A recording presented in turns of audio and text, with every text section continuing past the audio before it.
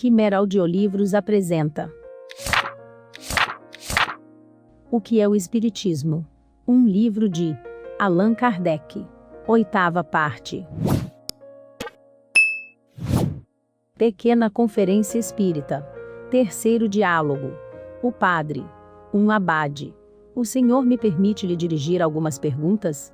Allan Kardec. Com prazer, reverendo.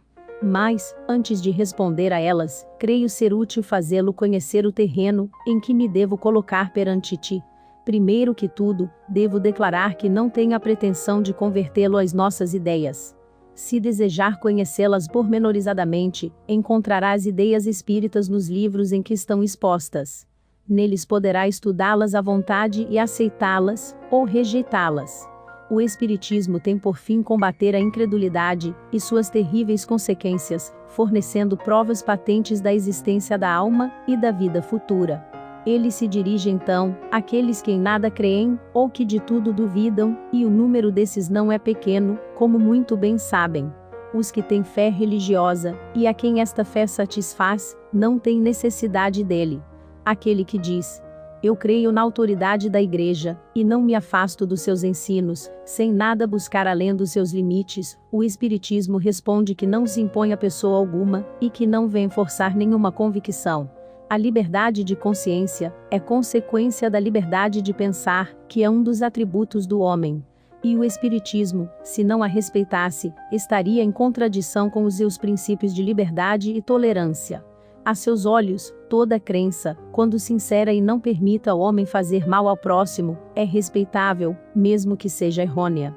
Se alguém fosse arrastado por sua consciência a crer, por exemplo, que é o Sol que gira ao redor da Terra, nós lhe diríamos: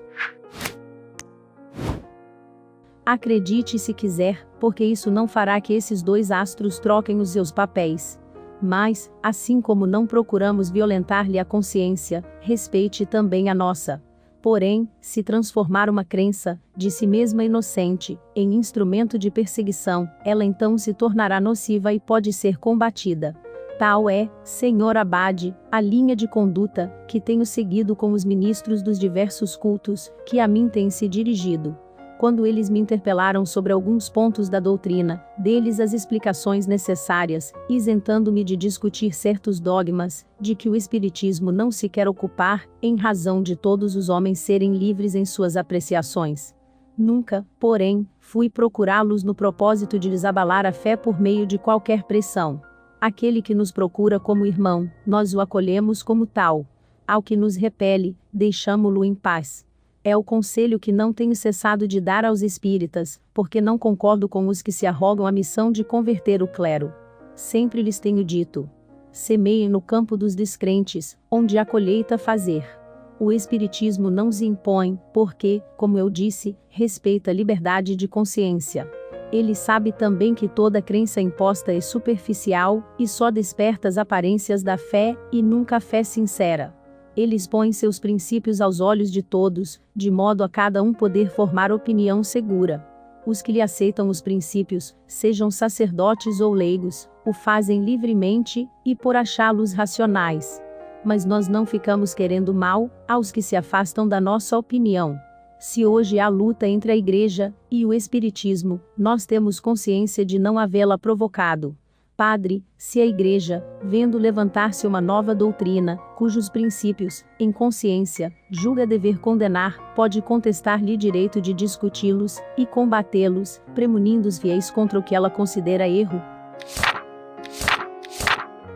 Allan Kardec. De modo algum podemos contestar esse direito, que também reclamamos para nós. Se ela tivesse se fundamentado nos limites da discussão, nada haveria de melhor.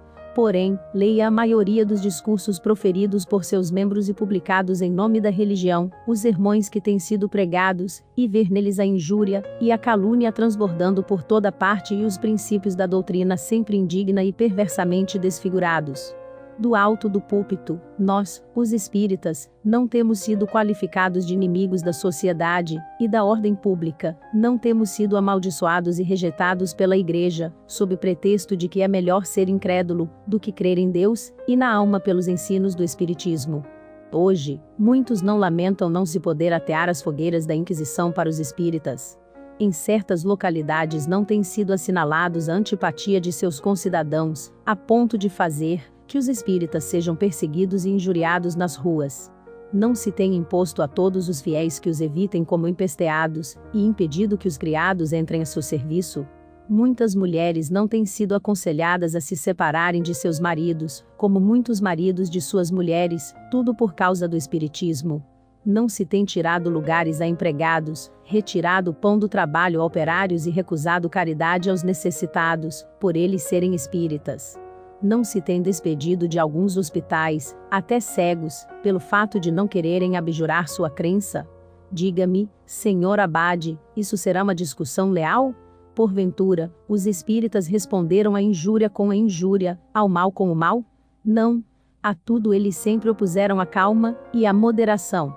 A consciência pública já lhes faz a justiça de reconhecer eles não terem sido os agressores.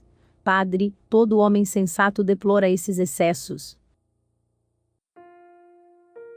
Mas a Igreja não pode ser responsável pelos abusos cometidos por alguns de seus membros pouco esclarecidos. Allan Kardec. Convenham. Mas, entrarão na classe dos poucos esclarecidos os príncipes da Igreja? Veja a pastoral do bispo de Argel, e de alguns outros. Não foi um bispo quem ordenou o auto de fé de Barcelona? A autoridade superior eclesiástica não tem todo o poder sobre os seus subordinados? Se ela tolera esses sermões indignos da cadeira evangélica, se ela patrocina a publicação de escritos injuriosos e difamatórios contra uma classe inteira de cidadãos, e se não se opõe às perseguições exercidas em nome da religião, é porque as aprova. Em resumo, a Igreja, repelindo sistematicamente os espíritas que a buscavam, forçou-os a retroceder. Pela natureza e violência dos seus ataques, ela ampliou a discussão e conduziu-a para um terreno novo. O espiritismo era apenas uma simples doutrina filosófica. Foi a Igreja quem lhe deu maiores proporções, apresentando-o como inimigo formidável. Foi ela, enfim, quem o proclamou nova religião. Foi um passo errado, mas a paixão não raciocina melhor. Um livre pensador. Há pouco proclamou a liberdade de pensamento e de consciência, e declarou que toda crença sincera é respeitável. O materialismo é uma crença como outra qualquer. Por que negar-lhe a liberdade que concede a todas as outras? Allan Kardec. Certamente, cada um é livre de crer no que quiser, ou de não crer em coisa alguma. E não toleraríamos mais uma perseguição contra aquele que acredita no nada depois da morte, assim como na promovida contra um cismático de qualquer religião. Combatendo o materialismo, não atacamos os indivíduos, mas sim uma doutrina que, se é inofensiva para a sociedade, quando se funda no foro íntimo da consciência de pessoas esclarecidas, é uma chaga social, se vier a se generalizar. A crença de tudo acabar para o homem depois da morte, e que toda solidariedade cessa com a extinção da vida corporal, leva-o a considerar como uma tolice o sacrifício do seu bem-estar presente, em proveito de alguém. Daí a máxima: cada um por si durante a vida terrena, porque com ela tudo se acaba. A caridade, a fraternidade, a moral, em suma, ficam sem base alguma, sem nenhuma razão de ser. Para que nos molestarmos, nos constrangermos e nos sujeitarmos a privações hoje, quando amanhã talvez já nada sejamos? A negação do futuro, a simples dúvida sobre outra vida, são os maiores estimulantes do egoísmo, que é a origem da maioria dos males da humanidade. É necessário possuir alta dose de virtude para não seguir a corrente do vício e do crime, quando para isso não se tem outro freio além do da própria força de vontade. O respeito humano pode conter o homem do mundo, mas não contém aquele que não dá importância à opinião pública.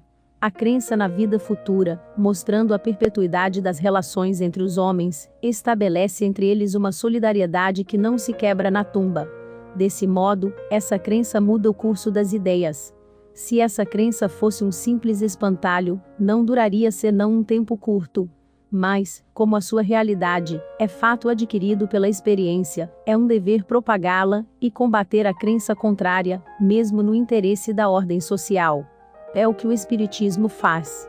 e o faz com êxito, porque fornece provas, e porque, decididamente, o homem antes quer ter a certeza de viver, e poder ser feliz em um mundo melhor, para a compensação das misérias deste mundo, do que a de morrer para sempre.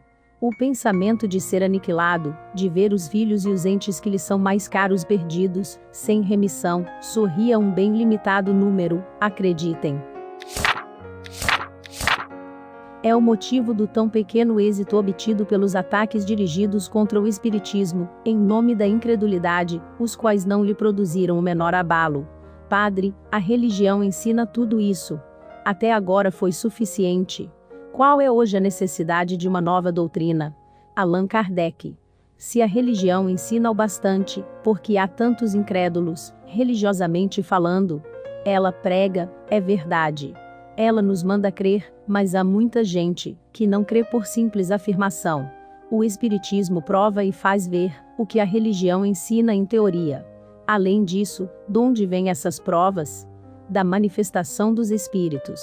Ora, é provável que os espíritos só se manifestem com o consentimento de Deus. Se, pois, Deus em sua misericórdia, envia aos homens esse socorro para afastá-los da descrença, é uma impiedade repeli-lo. Padre, entretanto, não pode contestar que o espiritismo não está de acordo com a religião em todos os pontos. Allan Kardec. Ora, senhor abade, todas as religiões dirão a mesma coisa. Os protestantes, os judeus, os muçulmanos, tanto quanto os católicos. Se o espiritismo negasse a existência de Deus, da alma, da sua individualidade e imortalidade, das penas e recompensas futuras, do livre-arbítrio do homem. Se ele ensinasse que cada um só deve viver para si, não pensar senão em si, não só seria contrário à religião católica, como a todas as religiões do mundo. Ele seria ainda negação de todas as leis morais, base das sociedades humanas. Longe disso. Os espíritos proclamam um Deus único, soberanamente justo e bom. Eles dizem que o homem é livre e responsável por seus atos, recompensado ou punido pelo bem ou pelo mal que houver feito. Colocam acima de todas as virtudes a caridade evangélica, e a seguinte regra sublime ensinada pelo Cristo: fazer aos outros como queremos que nos seja feito. Não são estes os fundamentos da religião? Essa certeza do futuro, de se ir encontrar aqueles a quem se amou, não será uma consolação? Essa grandiosidade da vida espiritual, que é a nossa essência, comparada às mesquinhas preocupações da vida terrena, não será própria a elevar a nossa alma e a fortalecer-nos na prática do bem? Padre, concordo que, nas questões gerais, o Espiritismo é conforme às grandes verdades do cristianismo. Porém, será o mesmo em relação aos dogmas? Ele não contradiz alguns princípios que a Igreja nos ensina? Allan Kardec. O Espiritismo é, antes de tudo, uma ciência, não cogita de questões dogmáticas. Esta ciência tem consequências morais como todas as ciências filosóficas. Essas consequências são boas, ou más. Podem julgá-las pelos princípios gerais que acabo de expor. Algumas pessoas se iludem sobre o verdadeiro caráter do Espiritismo. A questão é de grande importância e merece algumas considerações. Façamos primeiro um termo de comparação. A eletricidade, estando na natureza, existiu em todo o tempo, e produziu sempre os efeitos que hoje observamos, e muitos outros que ainda não conhecemos. Na ignorância da sua verdadeira causa, os homens explicavam esses efeitos de um modo mais ou menos extravagante. A descoberta da eletricidade, e de suas propriedades, veio anular um punhado de teorias absurdas, espalhando a luz por sobre mais de um mistério da natureza. O que fizeram a eletricidade, e as ciências físicas para certos fenômenos, o Espiritismo fez para outros de ordem diferente. O Espiritismo funda-se na existência de um mundo invisível, formado pelos seres incorpóreos que povoam o espaço, e que são justamente as almas daqueles que viveram na Terra, ou em outros globos, nos quais deixaram seus corpos materiais. São os seres a que chamamos espíritos, seres que nos cercam, e incessantemente exercem sobre os homens uma grande influência, sem que estes o percebam, e desempenham papel muito ativo no mundo moral, e mesmo, até certo ponto, no físico. Portanto, o espiritismo faz parte da natureza e podemos dizer que, numa certa ordem de ideias, ele é uma potência, como a eletricidade o é sob outro ponto de vista, e como ainda a gravitação é uma outra. Os fenômenos vindos do mundo invisível produziram-se em todos os tempos. Eis aí porque a história de todos os povos faz menção dela. Somente, em sua ignorância, como se deu com a eletricidade, os homens os atribuíam a causas mais ou menos racionais, e deram, nesse ponto de vista, livre curso à sua imaginação. Mais bem observado depois que se popularizou, o espiritismo vem derramar luz sobre grande número de questões, até hoje insolúveis ou mal compreendidas. Seu verdadeiro caráter é então o de uma ciência, e não de uma religião. E a prova disso é que ele conta entre os seus aderentes homens de todas as crenças, que por esse fato, não renunciaram às suas convicções. Católicos fervorosos que não deixam de praticar todos os deveres do seu culto, quando a Igreja os não repele. Protestantes de todas as seitas, israelitas, muçulmanos e mesmo budistas e brahmanistas. Consequentemente, ele se fundamenta em princípios independentes das questões dogmáticas. Suas consequências morais são todas no sentido do cristianismo, porque de todas as doutrinas, é esta mais esclarecida e pura. Razão pela qual, de todas as seitas religiosas do mundo, os cristãos são os mais aptos para compreendê-lo em sua verdadeira essência. Podemos condená-lo por isso? Cada um pode formar uma religião de suas opiniões, e interpretar à vontade as religiões conhecidas. Mas daí a constituir nova igreja, a distância é grande. Padre, as evocações, entretanto, não são feitas segundo uma fórmula religiosa? Allan Kardec. Realmente, o sentimento religioso domina nas evocações e em nossas reuniões. Mas não temos fórmula sacramental. Para os espíritos, o pensamento é tudo, e a forma é nada. Nós o chamamos em nome de Deus, porque cremos em Deus, e sabemos que nada se faz neste mundo sem sua permissão, e portanto, que eles não virão, sem que Deus o permita. Procedemos em nossos trabalhos com calma e recolhimento, porque essa é uma condição necessária para as observações, e, em segundo lugar, porque sabemos o respeito que se deve àqueles que não vivem mais sobre a terra, qualquer que seja a sua condição, feliz ou infeliz, no mundo espiritual. Fazemos um apelo aos bons espíritos, porque, conhecendo que há bons e maus, desejamos que estes últimos não venham tomar parte fraudulentamente nas comunicações que recebemos. O que tudo isto prova? Que não somos ateus, o que não quer dizer que sejamos seguidores de religião reformada. Padre, pois bem, que dizem os espíritos superiores a respeito da religião? Os bons nos devem aconselhar e guiar. Suponhamos que eu não tenha religião alguma, e queira escolher uma. Se eu lhes pedir, para aconselharem-me se devo ser católico, protestante, anglicano, qualquer, judeu, maometano ou mórmon, qual será a resposta deles? Allan Kardec. Há 2 pontos a considerar nas religiões: os princípios gerais, comuns a todas, e os princípios particulares de cada uma delas. Os primeiros são os, de que falamos há pouco. Estes são proclamados por todos os espíritos, qualquer que seja a sua classe. Quanto aos segundos, os espíritos comuns, sem ser maus, podem ter preferências, opiniões. Podem preconizar esta ou aquela forma, animar certas práticas, seja por convicção pessoal, seja porque conservaram as ideias da vida terrena, seja por prudência, para não assustar as consciências timoratas. Acreditam, por exemplo, que um espírito esclarecido, fosse mesmo Fenelon, dirigindo-se a um muçulmano, irá inabilmente dizer-lhe que Maomé é um impostor, e que ele será condenado, se não se fizer cristão. Não o fará, porque seria repelido. Em geral, os espíritos superiores, se a isso não são solicitados por alguma consideração especial, não se preocupam com essas questões de minúcia, eles se limitam a dizer: Deus é bom e justo. Só quer o bem.